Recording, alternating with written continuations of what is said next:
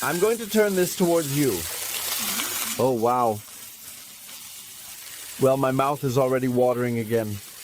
In the small pan, we're going to add a piece of butter. That can start melting because we're going to toss the beans in there shortly in a garlic butter with a bit of thyme. So the beans are starting to boil, and I'm even searing the edges of my beef tenderloin. Because we all know those roasting flavors, especially with a fillet like this, are just delicious.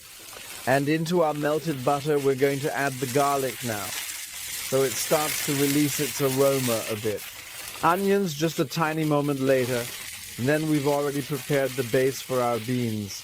So the garlic is starting to smell good, and we don't want to let it burn. To prevent it from burning, add the moist onion.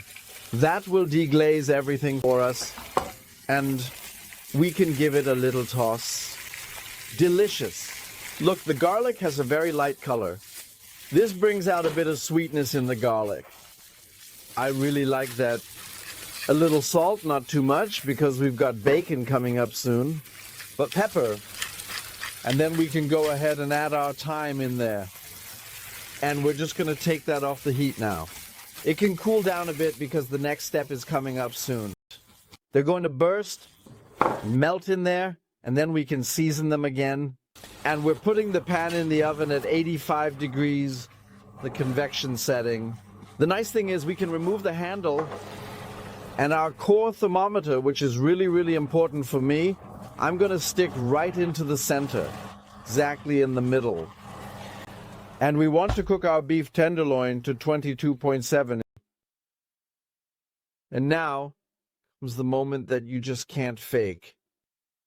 Just take a look at this beef tenderloin, perfectly pink all the way through.